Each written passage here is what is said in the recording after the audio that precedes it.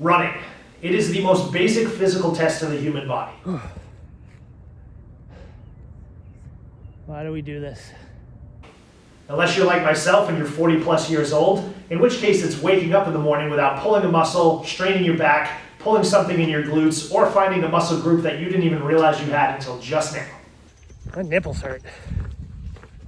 My name is Josh Chase, and back in 2012, under the guise of a little bit of peer pressure and some free craft beer, I decided to register for my first 5K race. 3.1 miles if you're an American. How bad could it be? I've run before, I played sports in high school, I had to be great at this too, right? Not so much. 37 plus minutes later, I wheezed to the finish line. I barely even finished the beer that I was offered for free, but something strange happened. I was miserable, but I was invigorated.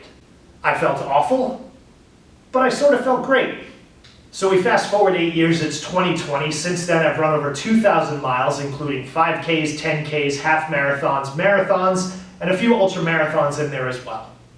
Now, when I tell people about this new hobby of mine and what I love to do on the weekends with my free time, their response is almost always the same. It's, wow, you must really love running, or running 31 miles, you must be really good at this. But my response is always the same. If you say to me, hey Josh, are you good at running? My answer is always, I'm average at best.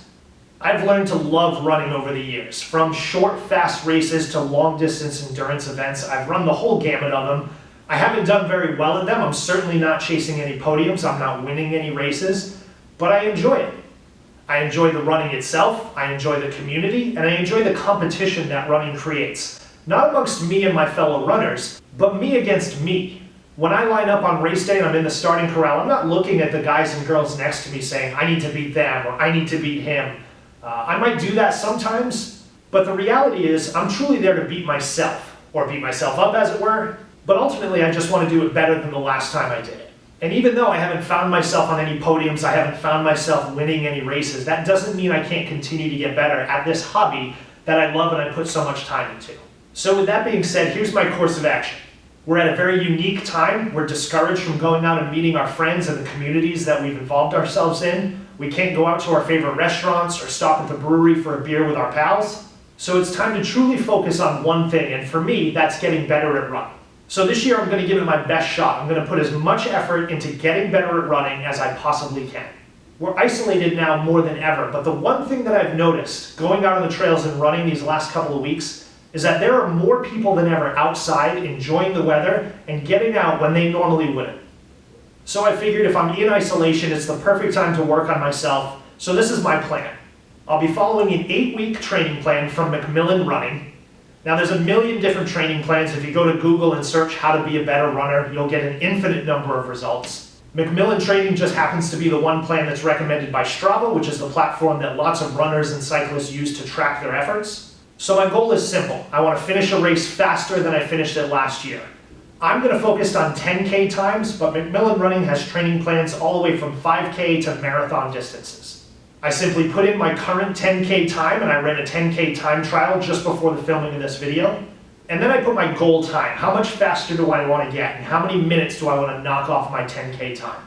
Most recently, I ran about a 54-minute 10K. I'll show you that in my next video. And my goal is to bring that under 50 minutes this year. So you might be asking why 10K distances? Well, for me, there's a certain level of achievement with long distance events. I can run a 31-mile ultra, but I can't get any better at it. I'm simply going to have a single pace, and I really don't see myself getting much better at it.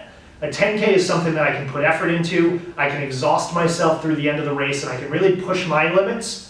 For you, it might be different. You might want to train at half marathon, you might want to train at marathon, or you might just want to train to be better at 5Ks. Because the harder you work at that, the more beers you can have at the end, right?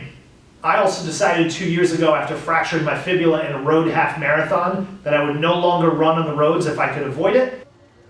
I hate half marathons. So all of my training, all of my runs will be done on trails and fire roads. I stay completely off pavement. For me, it's just personal preference, and frankly, the views are better. So that's the plan. Hit the subscribe button below for the next 8 weeks while we all just strive to be that. So I'm cutting into my own video here because I don't have a fancy introduction or anything like that. But what I really just wanted to do before we kick this off is explain that this is not a permanent thing. Okay, the coronavirus has shut down all barbers and salons. I can't get a haircut. I look like a hot mess. So while I'll be focusing on running, I'll fix this in the same time too.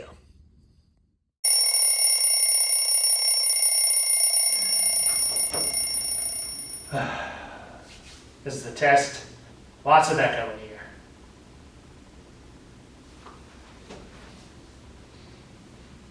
Running.